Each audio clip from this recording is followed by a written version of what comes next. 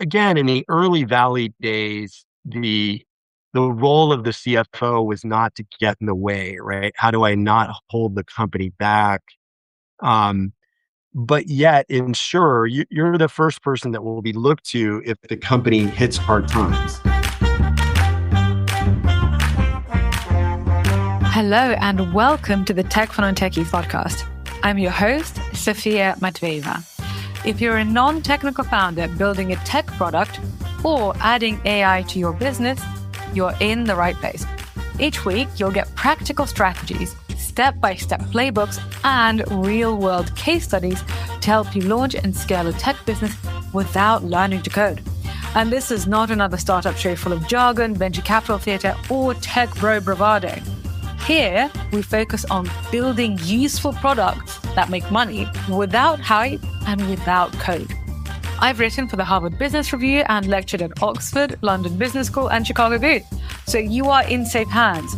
I've also helped hundreds of founders go from concept to scalable product. And now it's your turn. So let's dive in. Hello, smart people. How are you today? In this episode, you are in for a clever treat. You're going to learn how to balance innovation, that is the drive to experiment and create something new, with financial discipline. And you're going to learn about it from the person who did this at Netflix. David Wells was the CFO at Netflix. So here's the problem that David solved. Imagine your core business is doing well. Maybe it's actually doing really well, but you also know that if you don't innovate, in 5 or 10 years, you are going to be irrelevant. So you want to invest in finding the next thing. But how much? And how do you do it without either blowing up your current business or being so conservative that you never actually build anything new? And this is the innovator's dilemma, and that's what we are discussing today. And it's not just a startup problem, it's also a corporate problem, as you will hear. And I work with large companies constantly that ask me this exact question. So they basically say, we need to innovate, but we also need to hit all our numbers. So how do we do that? And you'll learn all about that in today's episode. So this one is super relevant for you if you're building a startup because you're thinking, oh my God, my runway is running out and I've got to find a solution to this. I've got to create something new that works. And also this is really relevant if you're leading at a corporate because you'll have somebody like David, somebody who's the CFO, basically saying, okay, yes, you do need to create something new. We do need to move into a new market or create a new product, but we also have to make sure that our investors are happy. So this one is going to be really good. And I know you're going to find this episode super useful. And so when you do, can you please do me a favor and leave this show a rating and a review wherever you get your podcast, because honestly, it really does help my work get discovered by other smart people like you, and reading your reviews makes me very, very happy. So thank you very much in advance. And now let's learn from David.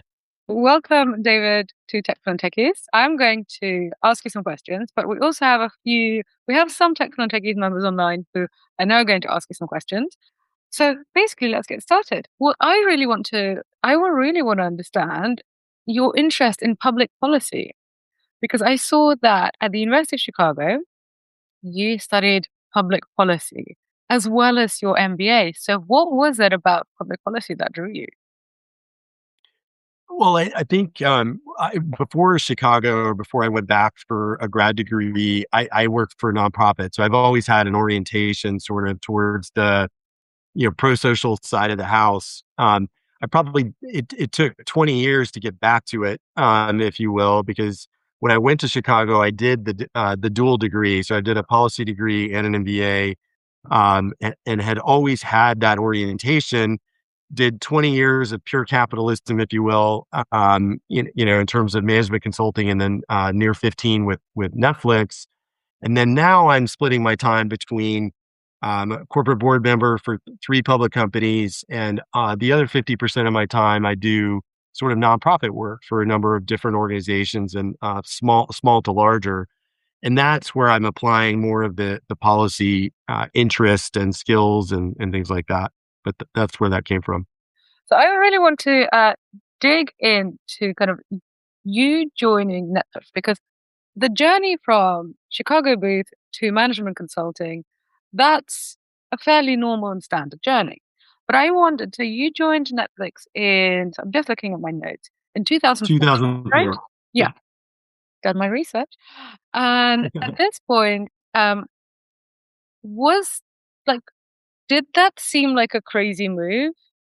Like, was it a Not like, not a crazy move. I mean, let's see, it's evolved for MBAs over the last 20 years, right? When I graduated in '98, I'll make the numbers up, but they'll be pretty close. Like 50 to 60% of the class either went to investment banking or management consulting. It was one or the other. Um, Consulting, we used to joke, was like what you did when you didn't know what you wanted to be when you grew up, because it kind of forestalled, making the choice. And there's a little truth to that. I did it for 6 years, which is probably three too many, if there are MBA grads listening. And it's because I had good projects and there was some interest, and I liked the travel too that came with it. But you eventually reach a point in consulting, most do, where that, this isn't the career for me, right? I don't want to be a permanent dilettante, if you will, in terms of jumping from project to project. I want to go build something. And so I took what I knew to be true, even if I didn't know what I wanted to be when I grew up, which was I liked consumer products, right? I like brands and consumer products and things like that. And in 2004, the sort of second era of the internet was emerging from the dot bomb of the 2001 era, where it shook out sort of the business models that didn't make any sense. And so I looked at companies like Google, which were emerging with dominant search. And I looked at this fledgling DVD by mail company called Netflix, but I really like the direct to consumer approach to it. I like the promise that they were going to get to where they are today, but certainly then it was a much more risky endeavor. And then the third thing is kind of like, um, I'm an operations type geek. I like OR type problems and optimization, things like that. And I knew that this environment would be rich with that, and it was, in terms of professionalizing dashboards and trying to optimize the heck out of everything across the company. so this is interesting because right now, a lot of our listeners, I think they are thinking that, well, I am in a corporate, or I have a kind of interesting, or, at least a well-paid job working in sort of outside of tech. And then there are all of these up and coming startups, because kind of everybody knows that if you work at Facebook, even whatever reputational stuff is happening there, you are not going to go broke working at Facebook. But the kind of the more glamorous choice is looking at a Series A or a Series B company. And then when a person is thinking of, I don't know, leaving JP Morgan to work at a Series A or Series B company, they're obviously thinking, well, how do I back the right horse? Like, how do I make the right choice? So, how to that person, what would you say? There are no guarantees, right? So there's obviously lots of hard work, lots of good choices, but and lots of luck comes into like how a company like Netflix, which was 400,000 US DVD by mail customers when I joined it, becomes the company they are today. It's tough. The things you can do are diligence on the management team. Is this a team that I think is going to make good decisions, make good choices? Are they the team uh, that even with evolution and even with additions and pruning, are they the team that can take this company to 4 or 5, 10 times value? And so you can do diligence on that. You can do diligence on the market, in terms of their business model. But so many young companies, they don't know if they have product market fit. So there is that leap of faith, leap of choice, leap of risk. And so, sometimes, look, I don't look down on anyone for making a choice for money, right? You used to have these speakers that would say, don't choose the paycheck, choose, the mission of the company, or the or the items of the company that you think are going to make a career, I think that is a little too lofty, honestly, for reality. I think, I graduated in 98, which was, over 20 years ago with, I think, $70,000 in debt. Right. And so, you multiply that now, and I don't know what people are graduating with, but Oh, I there know, are David. reality. It's Yeah, not exactly. pretty. Yeah, you've got to pay that back, right? And you have to have some assurances to pay that back. So, I think each person needs to make the decision of, their risk tolerance, their personal financial situation. I will tell you that risk taking doesn't get easier the deeper you get in your life, right? And so there is this sweet spot, I think, that maybe after you get debt paid back, before you have families to support, and children and elderly parents and all these other pressures that, kind of get put on you in life, that might be the sweet spot to take some risks, right? And to figure out like, hey, I'm going to take a risk with some early stage companies. Interesting. And so now I really want to dig into essentially what you had to learn about technology in order for you to do this. Because obviously, and here when I talk about technology, I really want to talk about actually the software and the tech sector because as a Chicago Booth MBA, I'm sure you learned to do things like derive the equity beta, which I learned. I don't know what it is, but I know how to do it. And so, it is quite technical, but I had no idea what an API was. And so I'm assuming that might have been, I see you laughing so far, our listeners. I'm assuming, David, that might have been similar to you. You knew a bunch of finance stuff, but not your back end, probably your front end. Yeah, the corollary again, it's called tech or working in tech, but honestly, the entire economy is going to be this in, Uh-huh. over time. So calling it tech is a little apocryphal at this stage. It just might be companies that are in various stages of how technical each position needs to be within it. Do you need to understand the deep sort of technological aspects of whatever company you're working in if you're in a line function like finance or like FP&A, financial planning and analysis? And so for me, the corollary was in 2004, I do remember interviewing at Google and they cased me on 95th percentile bandwidth pricing, which at the time, I didn't know anything about the internet in terms of bandwidth pricing. And I was pretty, I was very candid with them going into the interview. I was like, look, I work on consumer. In the consulting field, I worked on consumer brands and on financial operations, like back office financial operations and things like that. I didn't know anything about bandwidth pricing, but they did it anyway. And they were arrogant in that regard because they really were a bunch of engineers that thought they knew everything and they didn't need these MBAs. Now they've come a long way since then. Obviously, Google has a ton, but at the time, they did have this attitude, and it was fairly pervasive in the Valley, in Silicon Valley, that only software engineers matter. Everything else, maybe some hardware, but mostly software. And everyone else doesn't really matter. We can do what we need to do without any of the other functional skills of business, despite there being 100 years of, the New York Stock Exchange, S&P 500 having a rounded out set of skills in these companies. That was kind of their attitude. But, that changed over time. I mean, we proved out the need for things like financial planning and analysis, things like that over time. There's still a little bit of that attitude that you get from founders and co-founders if they come from a technical field. Um, I would say, for me, I understood I'd always understood computers and programming and had taken some programming. So I understood it from sort of a fundamental level, even if I couldn't actually do C++, I understood how it worked. And so, the advice for your sort of people coming from a non-technical field is you don't need to be deep. You don't need to be a coder. You do need to have some fundamental understanding of it. I honestly think that there's more advantage, and hopefully this is reflected in the curriculum of the MBA programs. there's more advantage in understanding the fundamental aspects of data science than there is software engineering. And I would love to understand why. So, what are your thoughts on that?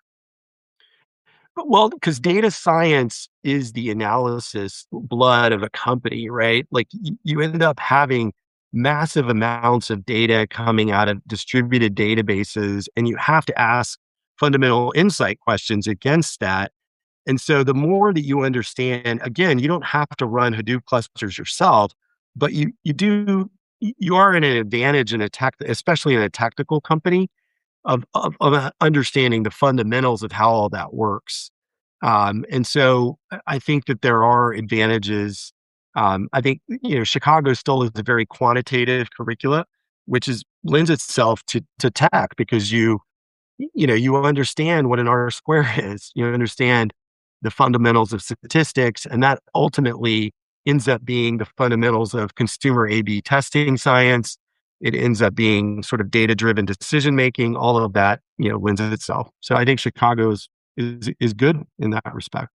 It's interesting because actually I did take data science course, but I didn't understand that I was learning things that I didn't understand that this is what A/B testing would be. So you kind of learn these skills. And then I remember we were running in my first company, we were running Facebook campaigns. And I was thinking, oh, I understand kind of what's happening, but I didn't understand these words. And actually, one of my classmates did take a data science course with me, and it formed the basis of his AI company. So we actually had an earlier episode with him called How I Built an AI Fintech Company as a Non-Technical Founder. Because essentially he took this data science course, he understood what algorithms do and how to use algorithms to essentially make lending decisions as a banker. And then he thought, well, if I can create this lending algorithm and sell it to my former bank. He left Citigroup and he started selling this algorithm to his former banking colleagues. And obviously, you know, now he's working with some of the largest banks in Asia. I think he's raised about $30 million so far. To your point, that came out of a Chicago booth data science class. Yeah, and I think there's a tendency for jargon to be, you know, it's used, by experts. It distances from the actual understanding of something, right? So you call something artificial intelligence, but it's just the marriage of using machines to run algorithms against a data set with what used to be called, as the early days of neural nets, but cluster analysis, right? You learn in statistics, cluster analysis, which is basically taking data and then seeing what correlations there are within it. And then that becomes artificial learning or AI. But that's all it is, right? And so it demystifies it a little bit, I think, especially if you take some of the fundamentals courses. Well, I actually remember when, again, in my first company, we were working on creating an algorithm. And I remember my CTO said, okay, we need to work on this content algorithm. And I was thinking, I have no idea what I'm going to do. Oh no, I really don't want to go to this meeting, but I'm kind of running the company, so I have to go and suck it up. And it kind of went swimmingly. I did really well, to my great surprise. and, and I remember thinking, oh my God, this is a hoax. Like this stuff is actually not this stuff is not that Not hard. as hard as the name, applies sometimes. Exactly. Sometimes algorithms aren't quite as sophisticated as just the name algorithm implies. But yeah. Well, exactly. And then, once I kind of understood that you don't have to have a computer science PhD to understand what's going on, then I think once you kind of get this confidence, then you can actually ask questions Insight and not be questions. afraid. Yeah, because you kind of Right. What really matters is the insight. Like it doesn't really matter how you get there in terms of, yes, it's incredibly hard to structure massive data sets. It's incredibly hard to structure the program that runs against that. But ultimately what matters is the insight that comes out of it. Mm. So, could you give us some examples of when you, on the business and finance side, when you would have to collaborate with a colleague on the tech side, kind of Was there a project? I mean, I'm assuming since you're the CFO, you sometimes talk to the CTO. So what Yeah, kind of I think collaboration yeah, happened? sorry. Yeah, I think the most direct is the application of algorithms to business sort of, operations and so my financial and planning and analysis team, there was kind of a triumvirate at Netflix. You would have financial planning and analysis that were more financial modelers, right? They were running in spreadsheets and sort of applying things to either plan the business or to make decisions. You would have a data science team that were deep math PhDs, right? These were folks that studied, and ran deep algorithms and models. They might actually come up with the algorithm, but sometimes they had trouble applying that to a business application, right? And then the third part of that triumvirate were the deep technical team that ran sort of the database side. And so you put all three of those together, you need everybody in that group, right, to make something happen. But the financial planning and analysis team might actually be the team that applied those insights to the business, right? So in Netflix's case, we wanted to try to understand from the data, could we have insights that informed our content greenlight and decision making processes? And so there is a team, right, that worked together with all three of those components to make that happen. But the FP&A team were the team that actually worked with the team making the deals on the content side, to actually value it. Like, okay, should we pay 50 million for this, 75 million? Is it more likely or not? Where should the budget cap be? If we pay more than 100 million, it's not likely to be as efficient as some of this other content. So that would be an example of an application. Another example Can would I just, be, sorry, I just wanted to backtrack to just sum up. So you would have the content team, whom I blame for many hours of my life lost when I should have been, socializing, going to theaters and meeting new people. Instead, I'm there for 7 hours surrounded by cookie crumbs. So those people. And so you have the content team, then you have the data science team who are basically seeing how is the content being watched, and then you basically have the money team who is then deciding, okay, well, given all of this, how much money are we going to spend on this content? Is that the correct summary, or am I missing something? yeah, I mean, the only tweak to that would be the money team in this case acted more like consultants than the actual, the deal team made the decision. They were on the hook for, if you do it for this amount, and make that content, it's either going to work or not. So they were the ultimate decision maker. The FP&A team were kind of like consultants, where they were like, hey, we're going to help you make this decision. This is what I would pay for it. This is the analysis I ran on it. Oh, that's interesting. So it's a sort of like a mini CEO and a mini CFO. Like the CEO, as the content team, the deal team is making the decision, but then the FP&A team is saying, "Well, this is what I would suggest." Okay, how exciting! How interesting. Um, any other examples that you wanted to share? Kind of the Yeah, finance. this one's probably a little less sexy, but there were lots of applications where we worked with the deep math teams, the data science teams, to apply sort of to a business application in the anti-fraud area, right? So Netflix operates in over 120 countries. Some of those countries are not very good neighborhoods, if you will, from a credit and financial payments fraud perspective. And so, in many cases, we were paving the way for e-commerce in some of these markets, especially at the low price point, recurring subscription segment. And so banks were very reluctant to sort of open up direct debit, if you will. This was again in the earlier days of sort of e-commerce payments.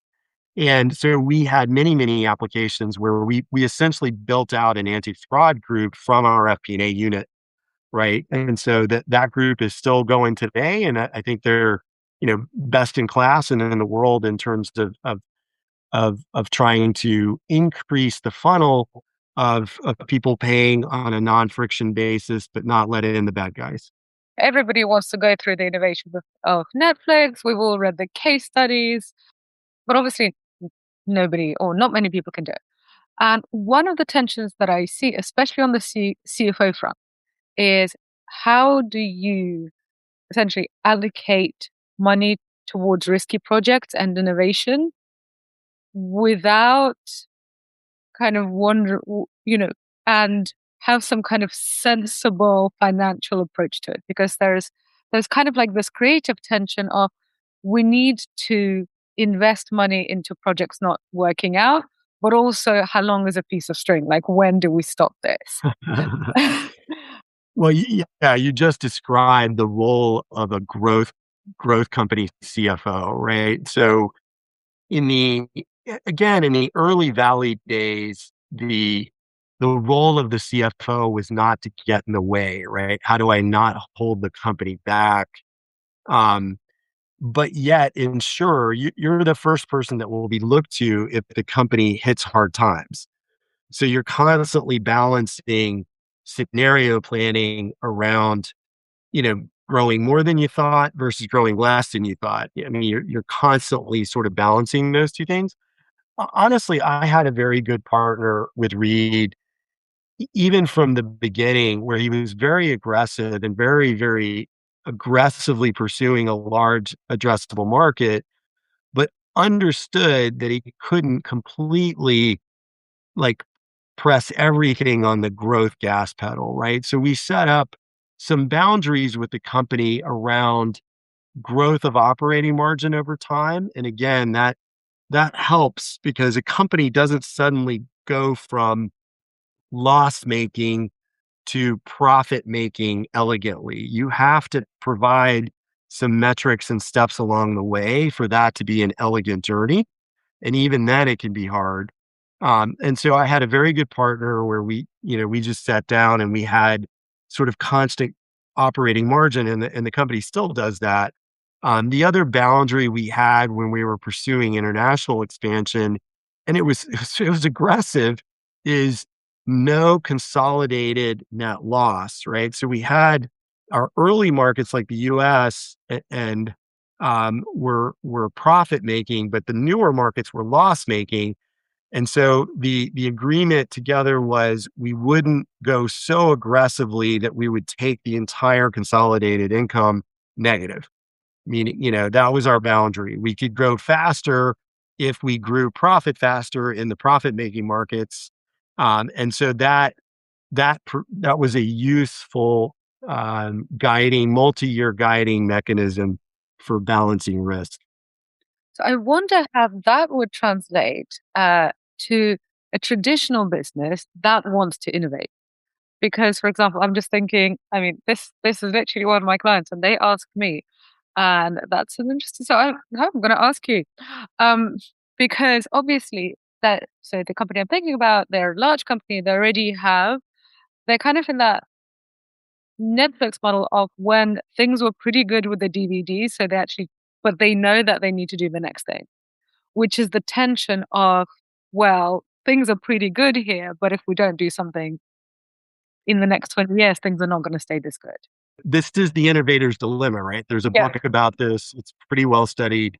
Um, you know, you have to force yourself to be disciplined about spending X percent on the next income generating, thing, right? And so they just have to force themselves to carve off. You don't have to spend all of it because that's a bet the farm bet, but you certainly want to be spending a good portion on reinvesting for the next thing. Interesting. So essentially, it's a question of risk tolerance. Well, it can be risk. Embedded in that is several questions, right? Or at least preparatory steps.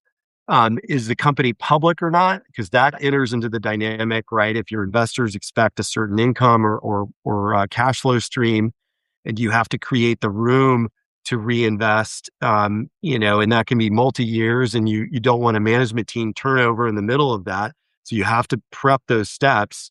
The second element is organizational. How do you organize against the new thing, right? Are you taking the best folks out of the company and putting them in the new thing? Do you carve it off separately? There's lots of sort of organizational design elements to how you increase the probability of success for the newer venture. And then the third thing is what you were saying is risk tolerance and that sort of calculus. Just as we're finishing up, what I'd really want to understand is if somebody, I'll kind of give you a case study of what I see fairly often, especially now that I'm in London. So in London, there are many bankers. Some of them have Chicago-based MBAs, and a lot of them do not want to be bankers anymore. And they want to work for a company like Wise. They want to go into fintech. Um, and they are kind of wondering, how do you go about this? And what one of the problems that I see that they end up facing, because they tell me, is that they're trying to apply for these jobs and they basically think that they are very important and they get paid very well and they're very used to people being very, very nice to them. And then they apply for a job in Revolut or in Wise and they don't even get an interview. And and so with those people, they're basically like, well, should I take a coding course? Like, what should I do? And I know you mentioned data science before, but I'm not sure if telling them to just do a data science course is going to help them. So Yeah, guys, probably not in that context. No, I probably wouldn't say take a data science course. I understand their plight. It is hard to make a career change, especially if the company you're in might be considered a negative cultural signal by these newer market entrants, right? Of saying, oh, if you've been 10 years at Barclays, you're not going to be a cultural fit because that's not the type of people we hire. We like innovation, yada yada. Um, Honestly, I think the most the most relevant advice might be go out and use all these products, develop a point of view about what works well and what doesn't, so that at least if you get that one interview or if you write a letter to a product leader at one of these companies, you can say, hey, you guys stink at this and here's why you should be doing it this way as a product, like approach it from a consumer. And if you have that first person consumer point of view, you're much more likely to catch someone at those companies and say, "Oh, this person might actually have an additive sort of something to add here." It wouldn't be to go take a data science course. It might be something like that to experiment. And who knows, they could find a job lead just from that experience of playing around with the different products that are out there. that's interesting because this is literally when I have founders on the show, then this is what people often say is, I expect somebody to have had a look at my product and to tell me what That's they think right. about it. And if they don't, then really I'm not that interested. Whereas I do find that people who are coming from traditional backgrounds and, including many of my MBA classmates, they think, well, but look, I have created you a case study and I have PowerPoint slides. And that's when I think this is the cultural thing is that from business schools you and kind of the consulting world and that world, you get taught that if you give people a PowerPoint, then that's what people really want. But then you have the tech founder who really does not want to see your PowerPoint, at least not on the first interview. No, the culturally the cultural expectation there is I don't care about analysis. I care about the real world, how it works, how it could be better, how it could have a different product or an improved product. And so if you approach it from there, I think you're more likely to understand how sort of a founder thinks or how a technical product person might think. Well, this is so useful because, this is not just about rescuing frustrated investment bankers, because that is definitely not one of my life aims. This, this also applies to anybody else who wants to transition into a career that is more exciting with interesting and innovative products. Wasn't that interesting? I mean, of course it was. I told you it would be. And so now my question for you is, have you left the show a rating and a review? Well, you should, because this episode was super good. Okay, on that note, I'm going to love you and leave you, wish you a wonderful day, and I shall be back in your delightful smart ears next week. Ciao.